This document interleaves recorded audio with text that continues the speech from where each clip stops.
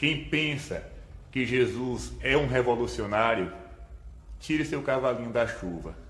Cristo não é um revolucionário socialista, como muitos costumam pensar e até mesmo alguns teólogos costumam ensinar. Não. Até porque, meus irmãos,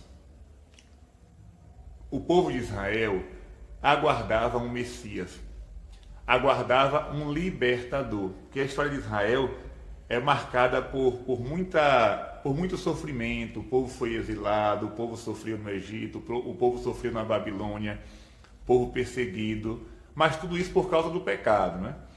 Deus exigia a conversão do coração, eles não se convertiam e acabavam procurando outros caminhos e tendo as consequências. Então Deus novamente mandava seus profetas para reconduzir o seu povo. E ele fez aliança com Noé, fez aliança com Moisés, mas o povo sempre quebrava esta aliança.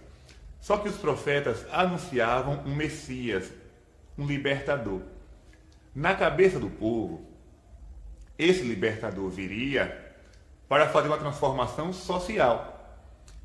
Ele viria para destruir o Império Romano, para libertar o povo da mão de Roma, né, dos opressores, e estabelecer um reino de paz e de justiça aqui na terra.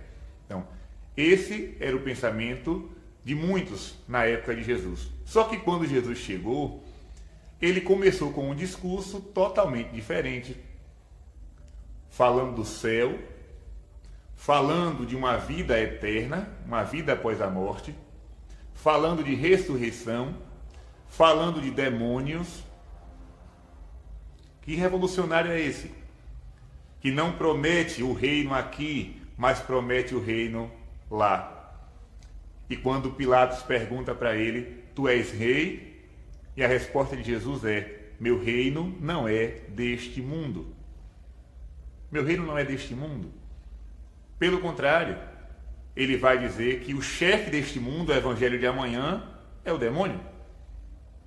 Quando o diabo apareceu para Jesus no deserto, ele disse, te darei tudo isso, todas as riquezas do mundo, se prostrado diante de mim me adorares. Então, o reino de Jesus não é um reino material, terreno, é o reino celeste. Por isso, a Igreja de Cristo convida o povo à conversão para salvar a alma. Para salvar a alma. Só que apareceu no grupo dos 12 um rapaz que também queria um reino aqui na terra. Foi o primeiro teólogo da libertação. Eu sei que muita gente que segue a teologia da libertação vai descer a madeira em mim por causa desse vídeo. Estou nem aí. Eu vou provar na Sagrada Escritura o que eu estou dizendo. Vocês se recordam daquela passagem que a mulher, a pecadora, chegou diante de Jesus com um vidro de perfume, de nardo, quebrou o vidro na cabeça de Jesus, não batendo, é claro, né? Mas quebrou sobre a cabeça de Jesus e derramou aquele perfume todo sobre Cristo. E depois enxugou os seus pés com os cabelos. O que foi que Judas disse? Olha que desperdício, poderia vender e dar aos pobres. O discurso dos pobres. O discurso é sempre esse. Que os pobres, na teologia da libertação, né, o centro da teologia é o pobre. Cristo que veio para defender o oprimido, né? Cristo que veio para o oprimido. Mas o oprimido que Jesus veio é oprimido pelo pecado. Essa é a pior opressão. É essa a opressão que Jesus quer nos salvar, né? E aí Jesus, né, disse, não, o que essa jovem fez foi um ato muito bonito e vai ser relembrado por muito tempo, né? Pobre sempre tereis. Sempre tereis. Então, Judas estava interessado no dinheiro porque ele era um ladrão, ele tomava conta da bolsa, era o econômico da igreja cristã no seu início, né? Ele era o econômico, então ele passava a mão no dinheiro. Ele não estava interessado nos pobres. Então esse discurso dos pobres engana muita gente. Porque os pobres... Olha aí quantos políticos falando de pobre e ficando cada vez mais rico e o pobre cada vez mais pobre. Quantos políticos chegaram lá, não é? Com esse discurso de defender o pobre, o marginalizado. E ainda existem pobres no Brasil. Ainda existem pessoas passando fome. Só que esses políticos ficaram ricos, milionários. Então esse discurso do pobre é o discurso de Judas.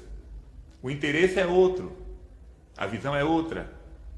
Uma vez eu fui num encontro, numa palestra, onde o palestrante, ele dizia assim, era um sacerdote, mas não convém aqui entrar em detalhes. Ele dizia, eu fico assustado quando eu vejo as paróquias tirando 5 mil reais para comprar um ostensório. Só que ele falava isso, e na frente dele, em cima da mesa, um notebook que com certeza pela marca custou mais que isso. Por que não vende e dá aos pobres?